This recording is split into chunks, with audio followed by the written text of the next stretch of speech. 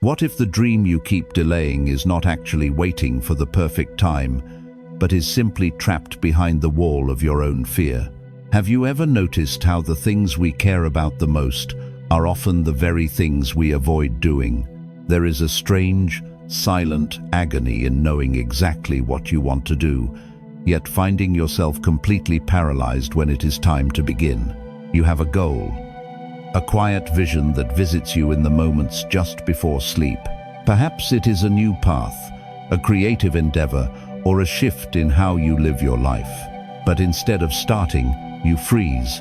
You find other things to do. You clean the house. You scroll through your phone. You busy yourself with empty tasks. You tell yourself that you are simply waiting for inspiration, that the conditions are not quite right yet, that tomorrow will be the day. But deep down, beneath the endless excuses and the busy work, there is a heavier, quieter truth. You are not waiting for the right time. You are running from the fear of doing it badly. We live in a world that glorifies the final result. We see the polished masterpieces, the sudden successes, the flawless presentations. And so, we slowly convince ourselves that if we cannot guarantee greatness right from the start, we have no right to begin at all.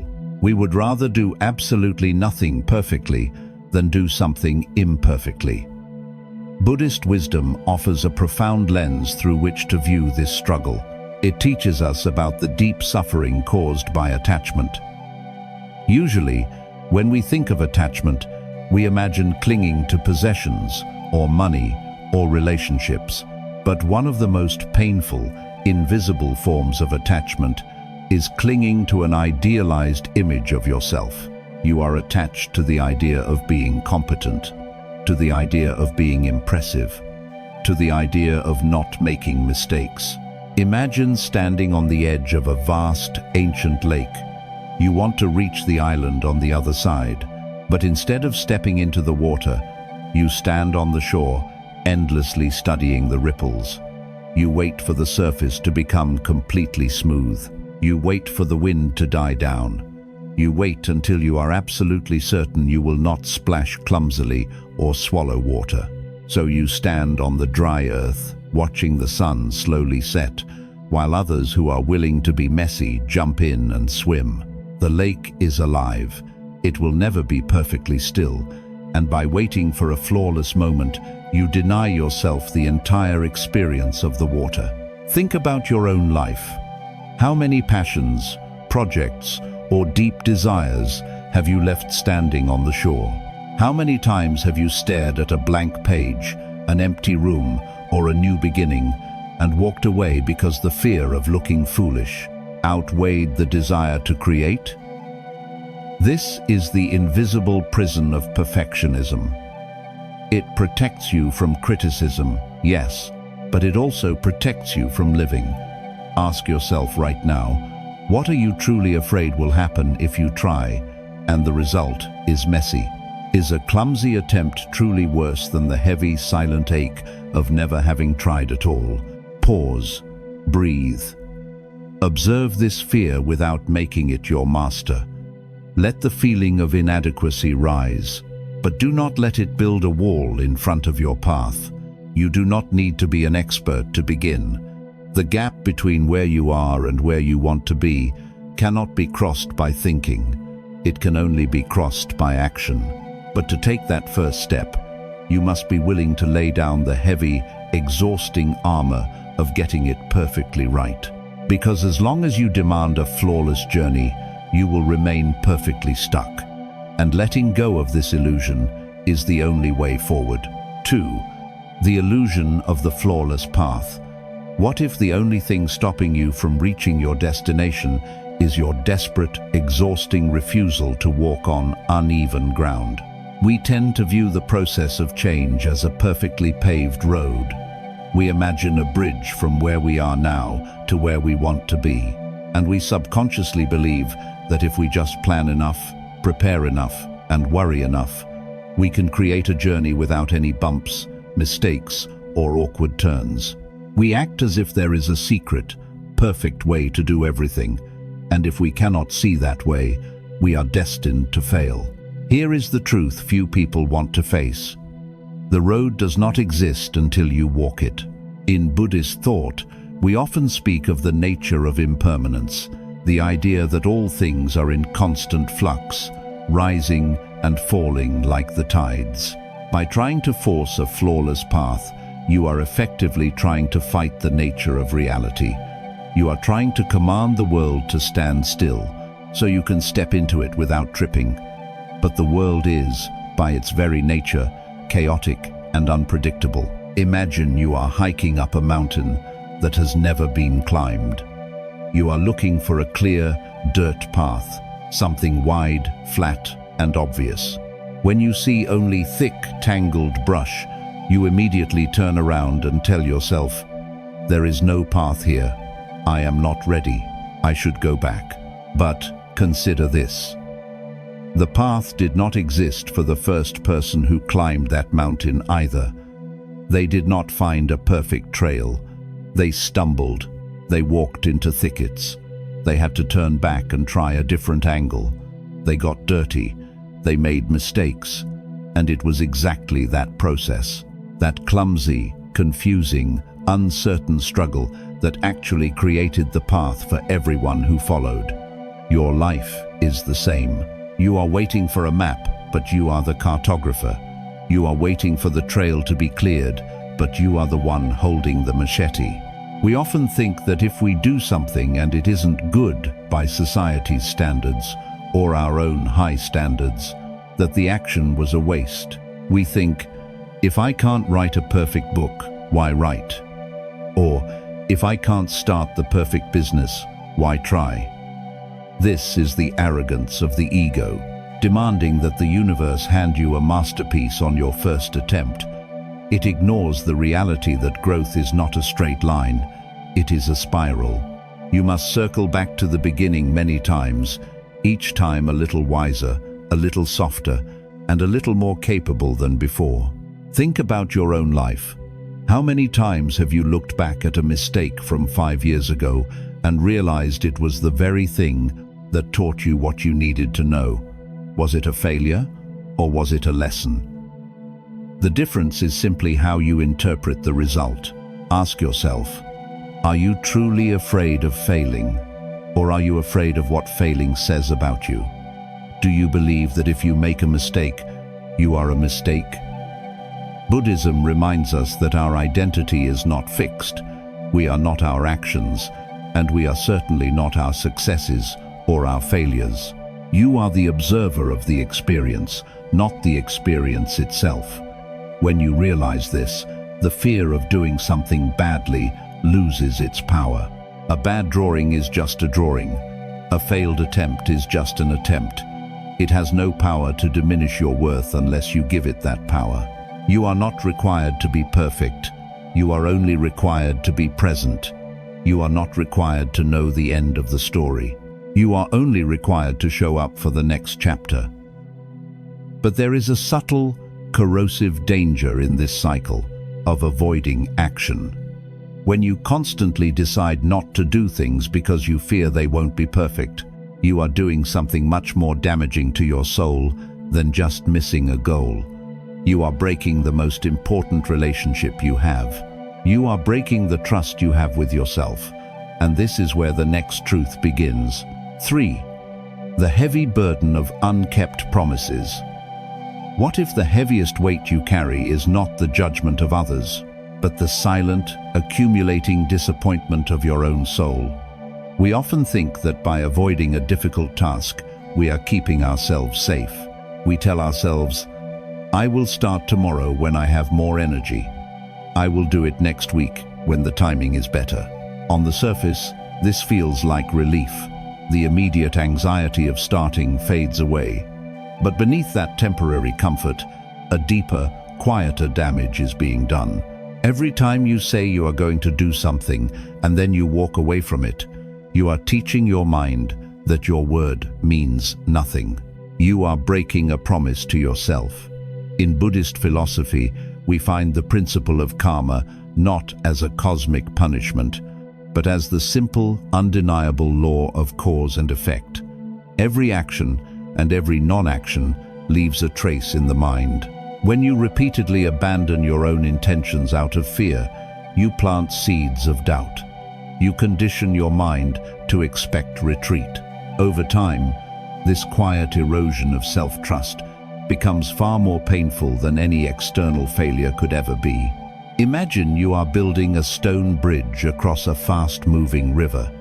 Every time you make a small promise to yourself and keep it, you place a solid, heavy stone into the water. It becomes a foundation.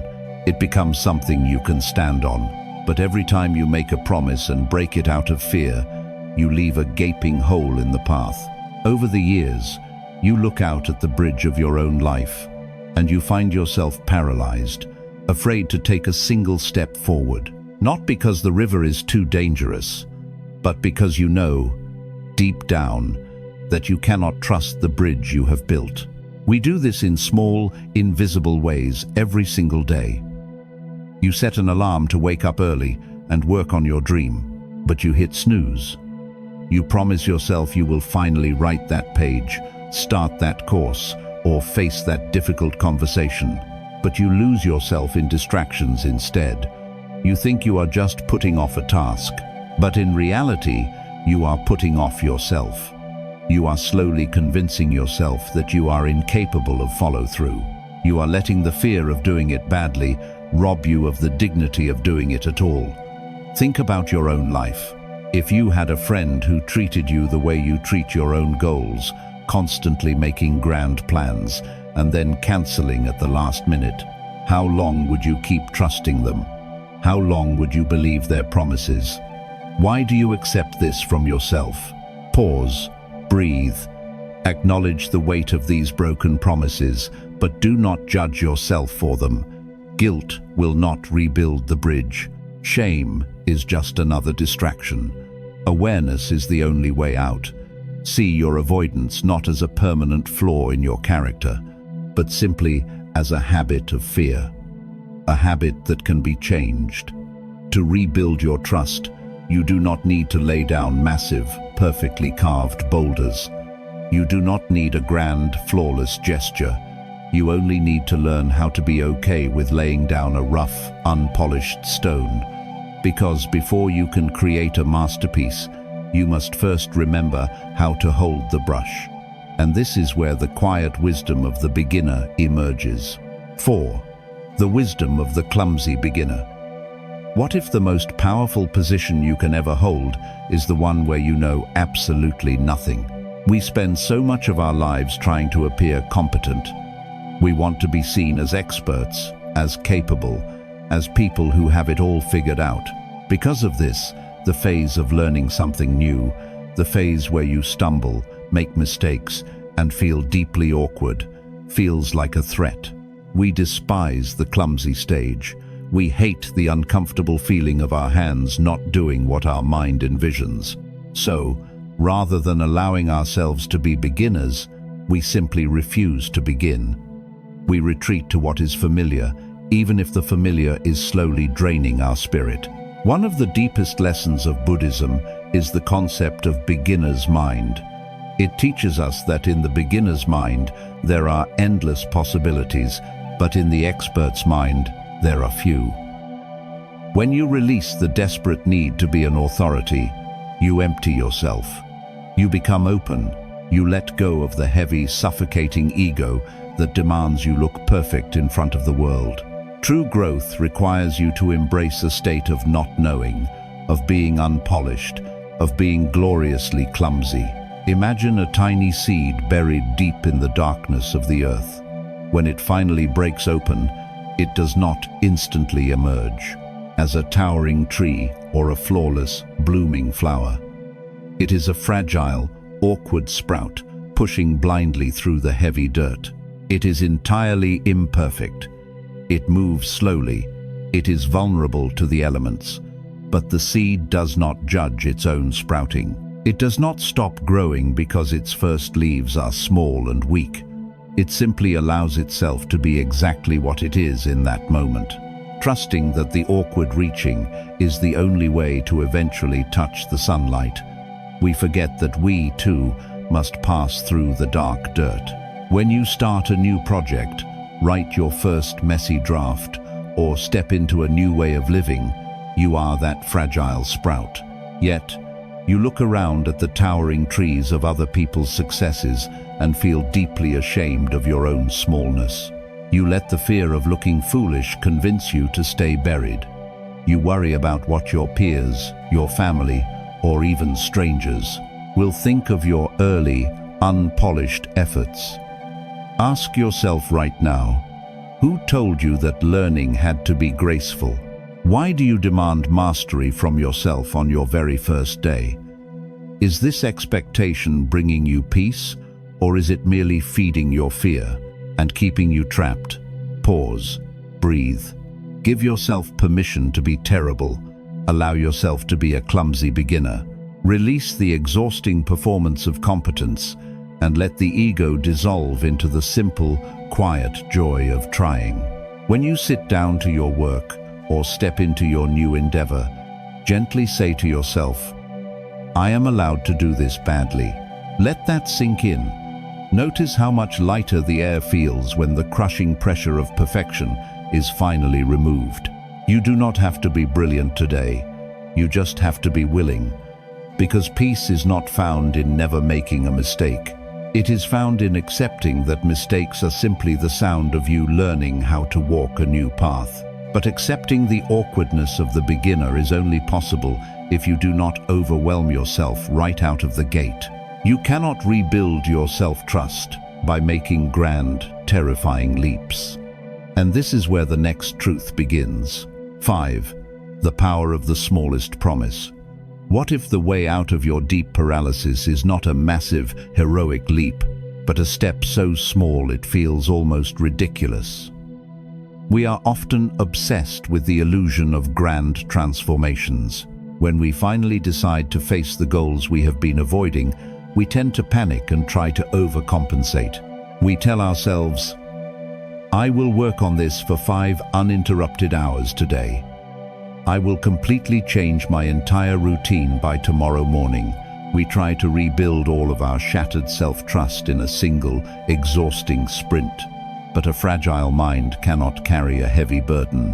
When we inevitably fail to meet these massive expectations, we prove our inner critic right once again.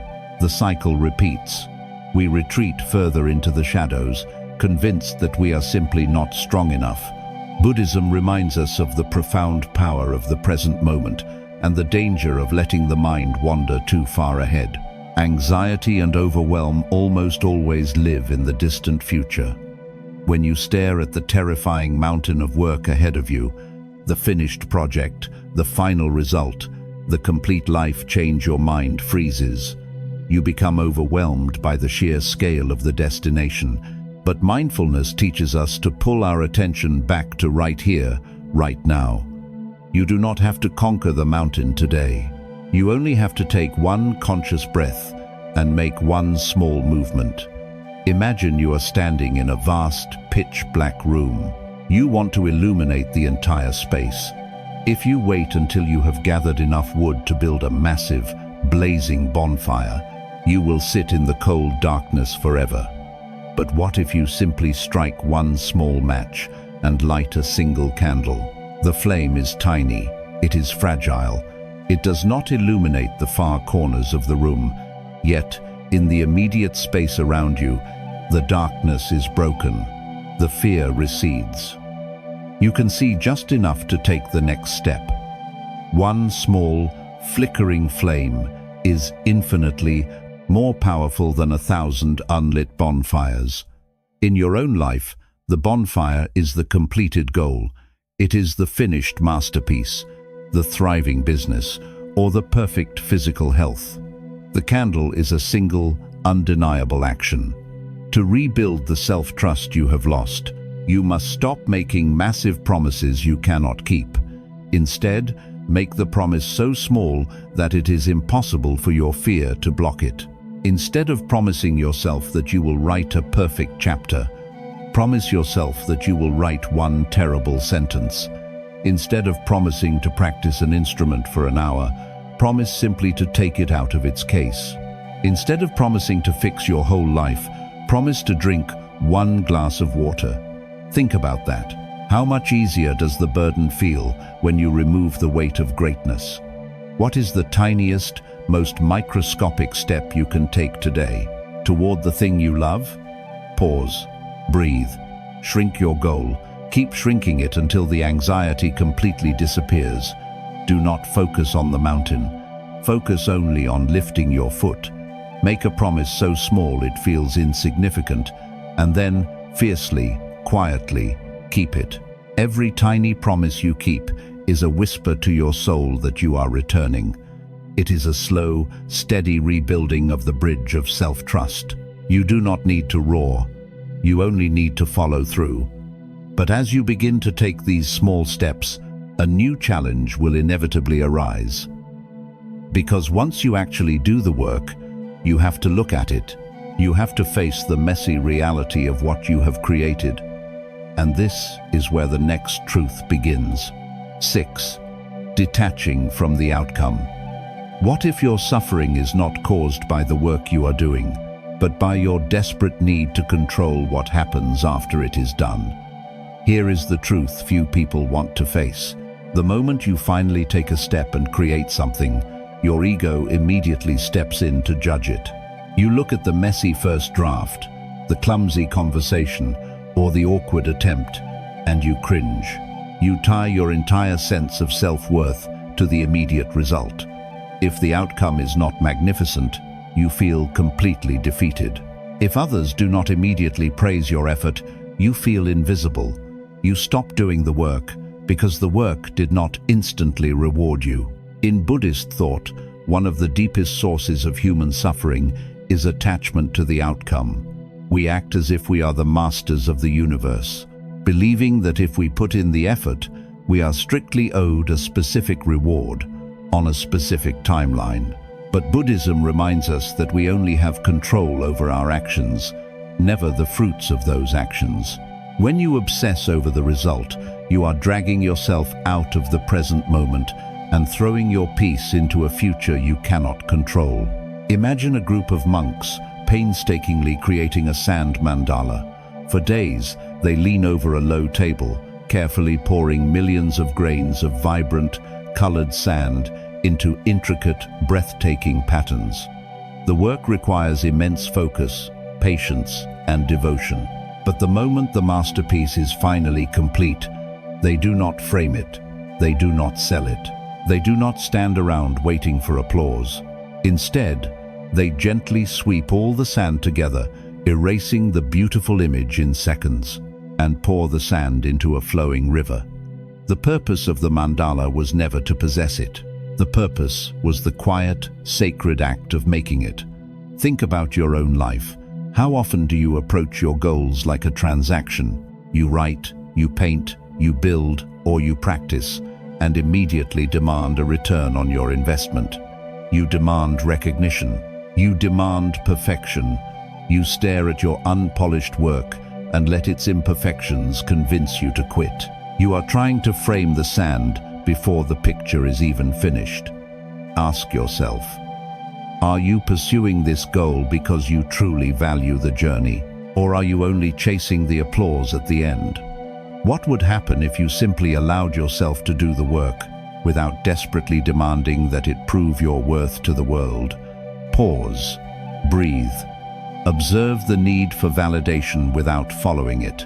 When you sit down to work on your goal today, try to separate the action from the result. Give your full, unbroken attention to the process. Write the terrible sentence, play the wrong chord, take the clumsy step, and then step back. Do your part, then release the outcome. You are only responsible for the effort. The rest is none of your business. Let the work exist without forcing it to be a masterpiece. When you detach from the final result, you stop being a prisoner to your own expectations. You find a strange, quiet freedom in simply doing the thing for the sake of doing it. But letting go of the outcome requires something deeper than just a shift in mindset. It requires a profound, quiet healing of the foundation you stand upon. And this is where the next truth begins. 7. Rebuilding the temple of self-trust. What if the person you have been most afraid to face is not your harshest critic, but your own reflection? Here is the truth few people want to face. We spend so much time worrying about whether the world will accept our work, that we completely ignore the quiet fracture inside our own minds.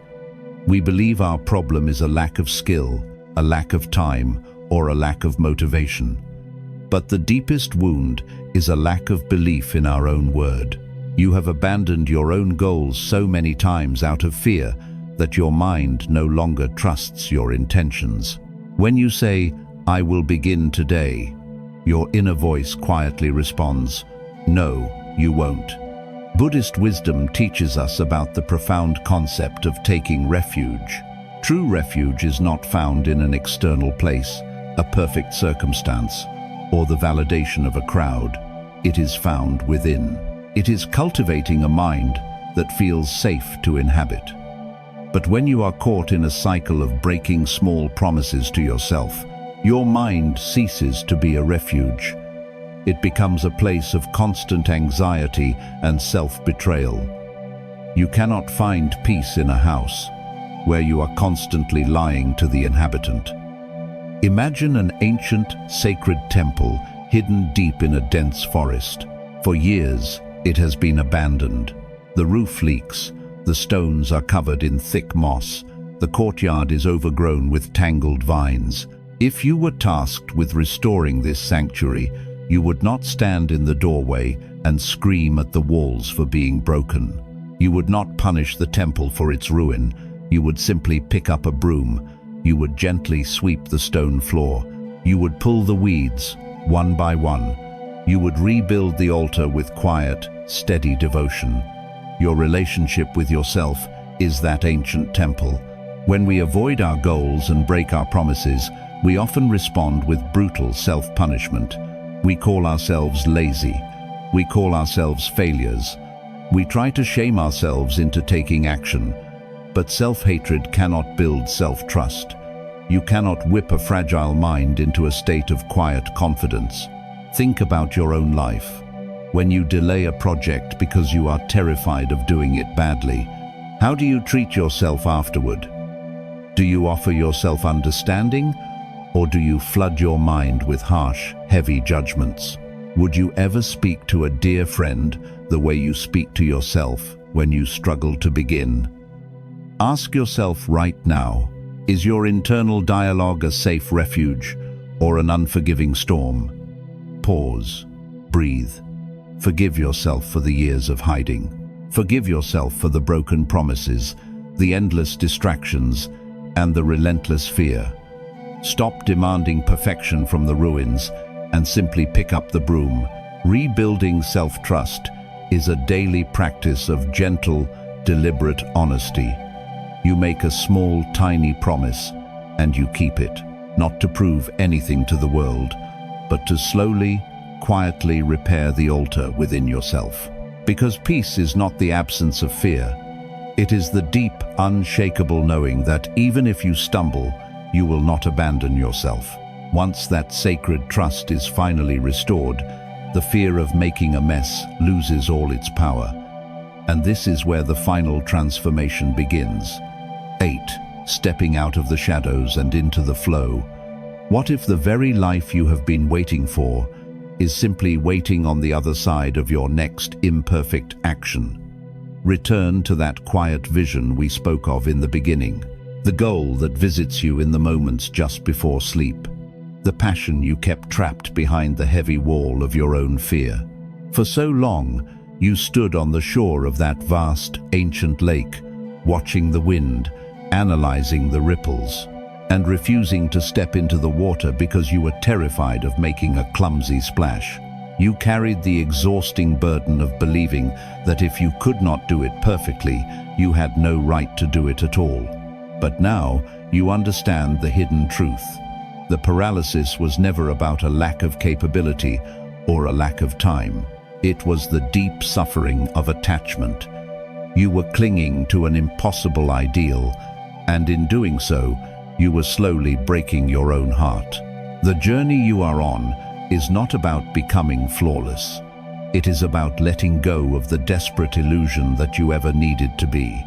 By embracing the awkwardness of the clumsy beginner, by shrinking your commitments into small, unbroken promises, and by completely detaching from the final outcome, you have started to sweep the floors of your own internal temple. You have begun the quiet, sacred work of returning to yourself. Imagine a river flowing steadily down a mountain, moving toward the vast, open ocean. The river does not stop when it encounters a jagged rock. It does not freeze in fear when the terrain becomes uneven.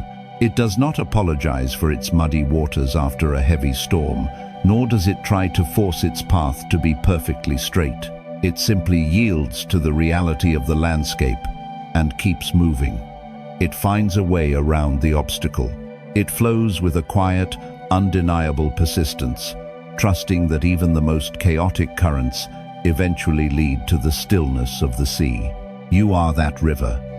You do not need to force the world to be smooth before you take your next step. You only need to flow. Think about your life right now. The crushing pressure to be magnificent is gone. The heavy, suffocating armor of perfectionism is resting quietly on the floor. You do not need to wait for a better, smarter, or braver version of yourself to magically arrive before you are allowed to begin. The version of you that is here right now, messy, uncertain, afraid, but willing, is completely enough. Ask yourself, what is left to fear when you have already given yourself permission to stumble? When you no longer demand applause, when you no longer fear the judgment of the crowd, and when your own mind has finally become a safe refuge, there is nothing left to hold you back. Pause, breathe. Look at the path in front of you. You are no longer waiting for the right time. You are no longer running from the shadows. You have kept your small promises. You have rebuilt the bridge of your own self-trust, stone by imperfect stone. Now, all that remains is the simple, beautiful act of walking across it. If these lessons touched your heart, share this video with someone who may need a little more peace today. You can let go now.